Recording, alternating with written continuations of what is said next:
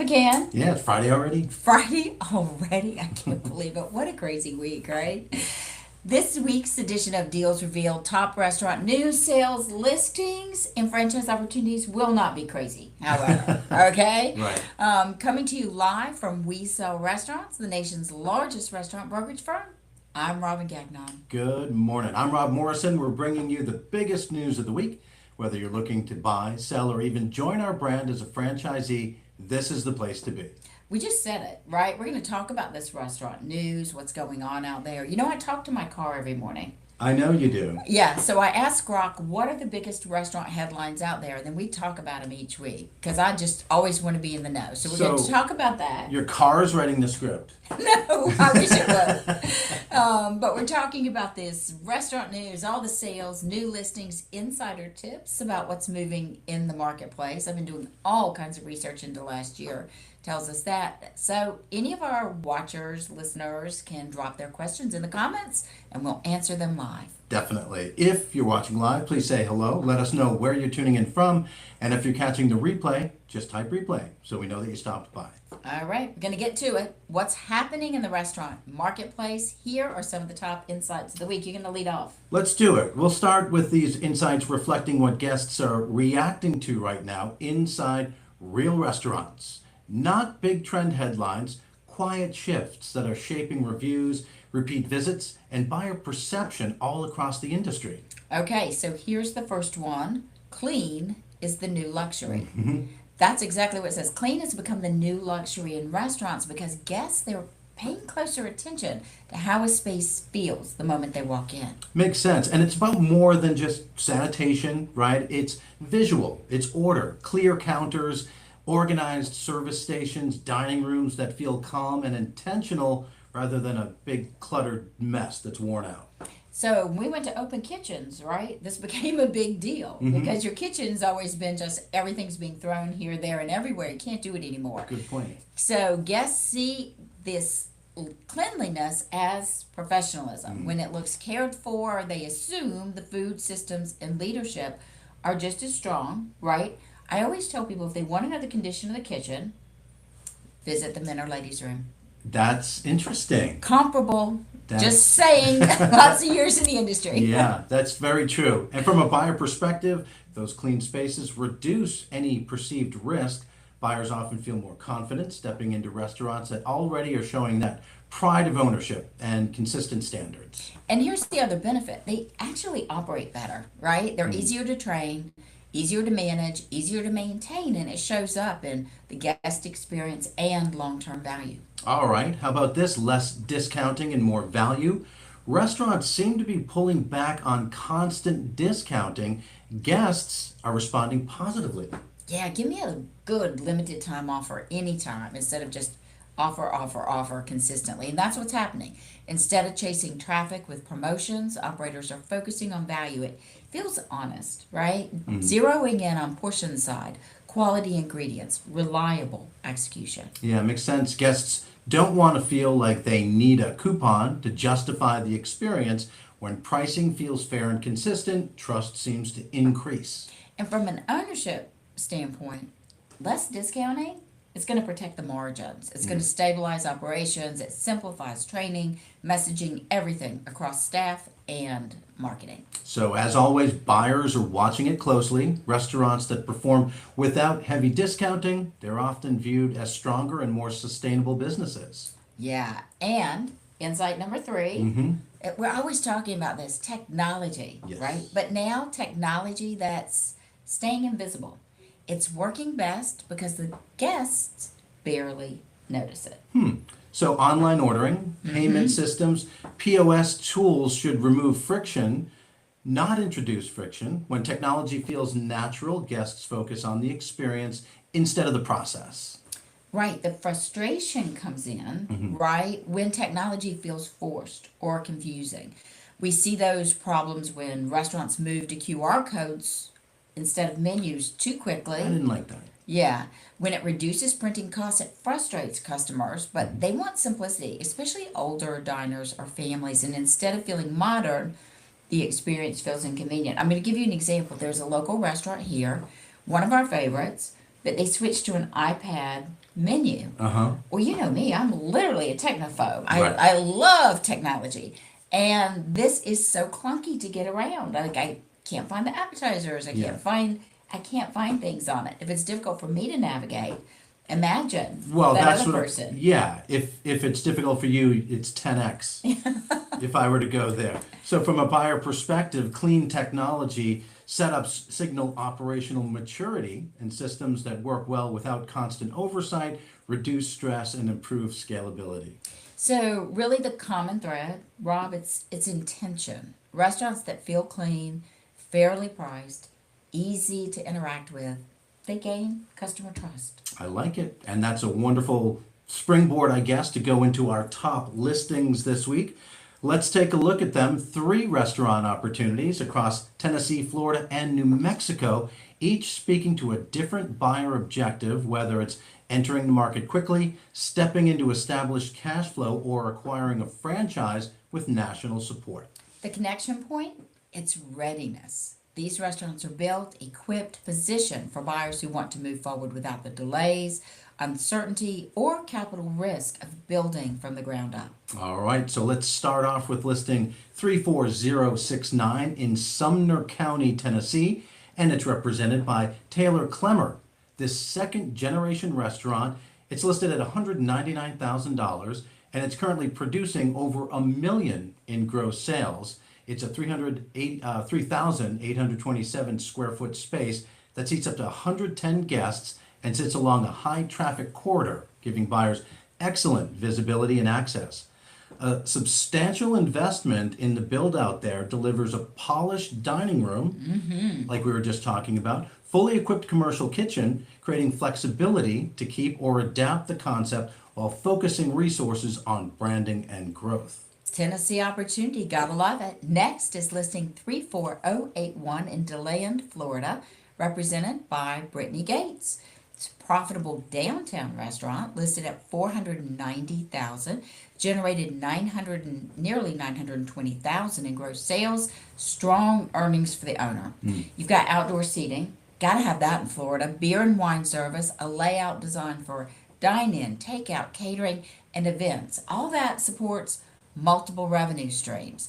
On top of that, we have low rent and a trained team already in place. It's an attractive opportunity for buyers seeking immediate cash flow and room to expand. Sounds like a winner there.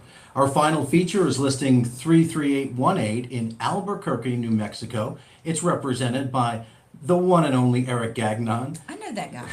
This nationally recognized franchise is listed at $329,000, produced approximately $1.5 million in gross sales with a seasoned staff in place, an efficient footprint, long-term lease, and franchise systems that support operations and marketing and training.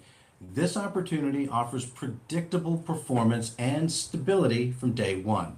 Strong opportunity there for buyers seeking predictable operations, documented performance, and franchise support. And SBA lending is potentially available with 15% down for qualified buyers. Great opportunities. And by the way, if any of those caught your attention, type the listing number in the comments, visit our website, WeSellRestaurants.com, and request the full package. Our certified restaurant brokers are ready. We're going to walk them through the next step, share financials, help our customers determine the right fit. All right. Some more insights. So let's talk about an insight for sellers that they rarely hear, but buyers seem to feel it immediately. Buyers not only buying results, they're buying the quality of decisions that they're inheriting. When a restaurant shows clear decision making, buyers see lower risk and higher upside. That is so intriguing. Because we see this most frequently right during due diligence. Sellers who can explain not just what they do, but why they do it, it's this confidence builder. Why hours are structured a certain way. Well, we tried brunch, it didn't work, and we cut that back. Why certain vendors were chosen. Why pricing changed when it did. The context of that strategic decision making, it removes all the doubt and builds trust. Yeah, and if it's missing, buyers fill in the gaps themselves. You never want that. No, because it usually works against the seller, right? They assume inefficiency, hidden problems, or missed opportunities. Clarity protects the value long before the negotiations begin. And strong sellers understand that, right? They know the difference between flexibility and indecision. Flexibility shows where growth can happen. Indecision creates hesitation. The best listings have a stable operating core with intentional room to improve. So this is why preparation goes beyond clean books and organized files. It includes documenting how the restaurant runs when the owner's not present and showing how decisions get made across the week, not just on those busy nights. Okay, so the takeaway for sellers, this is it. Make your business easier to step into than to question. Make buyers feel confident about the decisions already in place. They will focus less on risk and more on opportunity. In today's market, that shift in mindset can shorten timelines, reduce any friction, and protect the price. Okay, so moving on, we're going to talk about some top insight for buyers. Buyers, here's something we're seeing inside real transactions that is never talked about enough. Sellers are paying attention to how in control you appear once the deal starts, not just how interested you sound at the beginning. Control shows preparation, right? Buyers who know their financing path, decision makers, and timelines before submitting an offer create a very different impression than buyers who figure those things out mid-process. For the seller, it's that buyer who's moving with intention. They just feel safer. They feel more grounded. They see someone who understands the process, respects this asset that's transferring, and is capable of taking ownership without chaos. We also see buyers lose leverage when too many decisions are left open. Unclear partners, unresolved funding questions, or shifting strategies make the sellers nervous, even when the offer is strong. Great point. So these strong buyers, they manage the middle of the deal well. They show up prepared for these inspections. They respond with context, so critical instead of emotion, and they keep momentum without creating pressure. Another key shift is how sellers interpret silence. Gaps in communication no longer neutral. They feel like risk. So consistent updates, even when there's nothing dramatic necessarily to report, it reinforces confidence. Number one place we see this, numbers. You ask your CPA for numbers as a seller. You say they're going to have them on Friday. Call on Thursday and say, I've reached out again. Looks like it's going to push. It'll be Monday or Tuesday. Don't wait and just not give the numbers, right? Creates a horrible situation. So the takeaway for buyers, even sellers, winning buyers don't just qualify financially. They project readiness, stability, and follow through from offer to close. And in today's market, buyers who close are the ones who make the process feel controlled, predictable, and easy to hand off. Okay, so this week, we are not just announcing sold listings, Rob. We're sharing the stories behind the sales and how that actually made these deals work. This is a lot of fun. These transactions show how different motivations and deal structures can still lead to strong outcomes when the right buyers, sellers, and brokers are all three aligned. And these are case studies actually on our website people can take a look at. We're going to start in Orlando, Florida with listing 23882 Asian Star. So this was a long established Chinese restaurant, right? Built through more than a decade of hands-on ownership. The seller, they were ready to retire with confidence in the next operator. So certified restaurant brokers Deborah and Samantha Sawyer represented it, the entire transaction, guiding the buyer with restaurant experience through a structured transition that preserve the restaurant's legacy, so important to the seller, and set the stage for future growth. That's a great story. It is a great story. I love it. We're going to head now to Jacksonville, Florida, listing 24417. It was a Stoner's Pizza Joint location sold as a second generation asset sale. So the seller needed a clean exit from absentee ownership while the buyers were relocating from Chicago. They wanted speed to market. Represented by certified restaurant broker Brittany Gates, the deal was structured as an asset sale, which allowed the buyers to reopen quickly with full creative control. So in these case studies, we actually have all these frequently asked questions at the bottom that buyers might have. So one question may come out of this one is, can you convert an existing franchise? In the case of this Stoner's Pizza, they're actually doing a conversion to a new concept. Right. Doesn't always happen, but what these sales show is there's no single path to success. Retirement-driven exits, fast entry purchases, they both work when the expectations are aligned and the process is guided correctly. Yeah. So, as Robin said, if you want to go a little bit deeper, these full case studies are available on the agent's office pages. Right, and on our blog at blog.wesellrestaurants.com. And if you're considering selling, this is the type of guidance that protects value and delivers results in today's market. I was reading that blog yesterday, actually. Okay. So here's some hot new listings this week. New restaurants coming to market. This week's hot new listings are highlighting two opportunities built for buyers who want to move quickly. One offers a fast start inside a proven franchise system.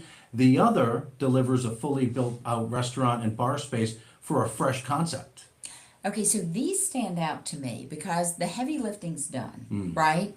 The spaces are built, they're equipped, they're positioned in these markets where demand supports this particular concept. So for buyers who want speed, flexibility, and control, checking all the right boxes. Let's take a closer look. Okay, yeah, let's look at listing 33990. It's in Longmont, Colorado, represented by Jeff and Tani Marcus.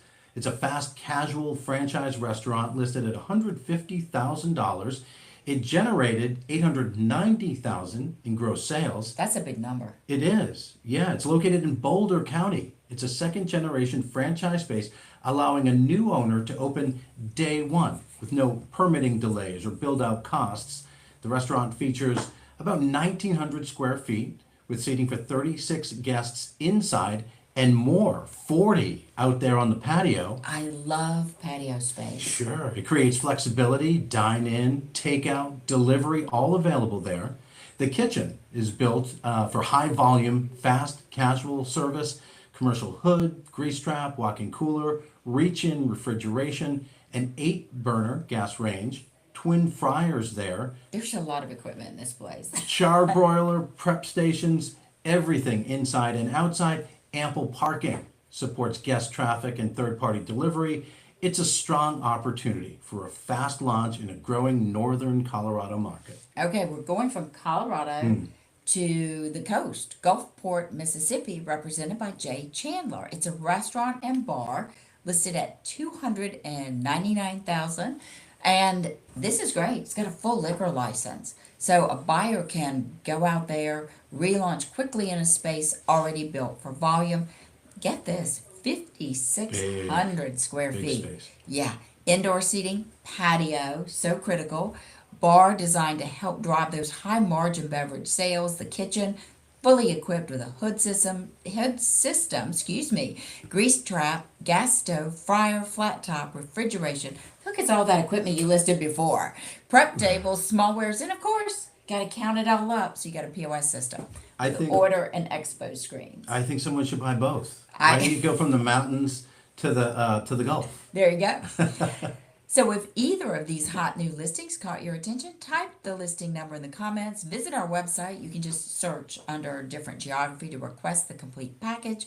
Our certified restaurant brokers, they're ready to walk you through financials, next steps, financing options, everything you need to know, and help you determine whether it's the right fit. All right. Here's the part where we brag about our franchisees. Oh, I love that part. Yeah. Our core values, they're not just something we talk about lightly. They show up in how our clients experience the process from the first conversation through closing and beyond. Okay, so today, feedback from two very different markets, but the message is the same, right? Focused on knowledge, patience, and clear guidance, all the things that make a difference during a restaurant transaction. All right. So we're going to start in Michigan right now. A gentleman named Conrad shared his experience working with Michael at We Sell Restaurants in the Michigan Farmington franchise. He says working with Michael was a fantastic experience. He took his time with our showing and was very knowledgeable with restaurants. A plus plus. Ooh, I like the plus plus. Yeah, Okay, it's like extra credit. the feedback highlights the importance of expertise and presence, right? So taking the time to walk through a business, explain what matters, answer questions thoughtfully, it's building confidence and trust early in the process. Good job, Yeah. Farmington. Very well done. We're going to go to Charleston, South Carolina now. Lauren Spears shared her experience working with Emily at We Sell Restaurants Charleston during the purchase of her cocktail bar. She says Emily was our broker for the recent purchase of our cocktail bar, and she was absolutely amazing! Amazing. I love it. Exclamation point. She walked us through the whole process from beginning to end and was the perfect liaison for us and the seller. Anytime something came up, she handled it smoothly, and she was great about explaining anything we didn't understand. She even put together a super helpful step-by-step grid telling us exactly what forms to fill out and when, like licenses, inspections, Lots etc. of detail work when buying a restaurant. Exactly. She always made herself available during crunch time, never minded hopping on a call to talk things through. She helped us make a smooth transition into being new owners. And best of all, we made a new friend. We'd 100% work with Emily again. That was an incredible testimonial. Thanks, Lauren, for writing that. Yes, that experience reflects really what clients value most during a major transition.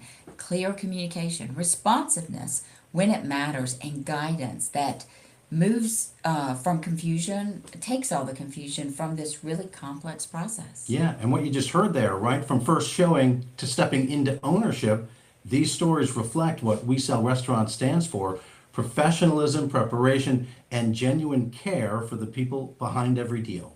We're so grateful for these clients. They trust us with these moments, and we're so proud of the brokers who consistently deliver a customer service experience worth sharing, our core value. Yeah, and We Sell Restaurants has a wonderful franchise opportunity. That's what we want to talk about now. It's built for professionals who already see how fragmented this industry is. The buyers, the sellers, the lenders, the landlords, all speaking different languages.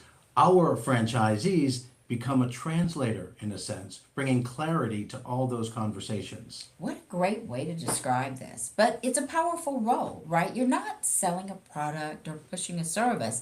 You're becoming the trusted point of reference in your market for restaurant decisions.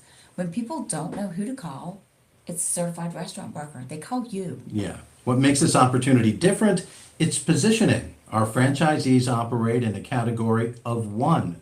You're not competing with general business brokers or consultants. You're the restaurant specialist, and the market responds to that focus. And the system, it's really designed to amplify that credibility quickly. From day one, you have structure, tools, support. These allow you to show up confidently with owners, investors, and advisors. All the time goes away from explaining who you are, and it goes into doing the work that matters. And I'll tell you, this is also a business built on long-term relevance. Restaurants change hands in every market, in every economic cycle. Our franchisees build durable businesses by becoming part of that ongoing transition, not just chasing trends. And success here, it's driven. Consistency and trust, not constant hustles. And as the relationships compound, influence grows for that franchisee. Your pipeline deepens and your earnings follow. So for professionals who want to stay close to the restaurant industry while stepping into a leadership role that values insight, judgment, and integrity, the We Sell Restaurants franchise opportunity offers a meaningful next step. All right. Love franchising, love franchises. So now let's switch gears and talk about franchise brands for a moment. Lots of restaurant brands out there, and are we really create these brand stewardship moments for those brands as franchise resales change hands, because how that resale is handled sends a clear signal to the owners, to the operators, the candidates, and the marketplace. Sure, when it's managed well, the brand protects more than a location. They protect standards, culture, and momentum. The unit stays open, teams stay employed, and the guest trust stays intact. And we're seeing brands really place more value on that continuity than ever before. A qualified resale buyer who understands the system preserves local goodwill while stepping into established rhythms that they're already working for the franchise. Resales also provide brands with a real-time market intelligence. Performance history, staffing patterns, and local demand trends offer insight that strengthens future development decisions. Another important shift is speed with structure. Brands want transitions that move efficiently without sacrificing training, compliance, or operational alignment. A disciplined resale process balances both. Handled properly, resales become a talent pipeline, experienced buyers entering the system, already producing, often becoming a multi-unit operator or mentors within the brand. So the takeaway for brands is this: franchise resales, this is not a fallback strategy. This is a proactive way to preserve brand strength, protect those unit economics, and support long-term growth. It's why brands that embrace thoughtful resale strategies are building more resilient networks and more durable market presence. Okay, anything else on your mind you want to talk about? No. This was fun. We changed it up with those stories. I Yeah. thought that was great. And like I said, I really was reading them online yesterday. Built out like a case study, really informative and really interesting. And next week, I want to foreshadow what we're going to talk about, because December ended on such a great note. Wow. More sales, more transactions in the final month of the year than we have ever experienced in the history of We Sell Restaurants. Highest sales volume ever in the history of We Sell Restaurants. Just wrapping up a great quarter, a great year. So we're going to have all kinds of trends. And there is actually a 3-part series also available on our blog where I talk about what were the big takeaways from 2025 that will move into 2026. And the last article that I published today is super interesting, Rob, because it's about what surprised us in 2026. You want to know what one thing was? I do. Ghost kitchens. Yes, that was a big conversation. Yeah, ghost kitchens they came out strong. We thought they were going to be great, and they just kind of never hit their stride. They ghosted us. That's it. And that's so interesting, because what it says is that restaurants really are social. People go there to be together. And so what is a ghost kitchen? Unless it's paired with a physical location, it's not an identity. Right. It's a thing online. So that was one big surprise that came out of 2025. I'm not going to tell you the rest of them. Okay. You got to go online and read the article. Or ask your car. Yeah.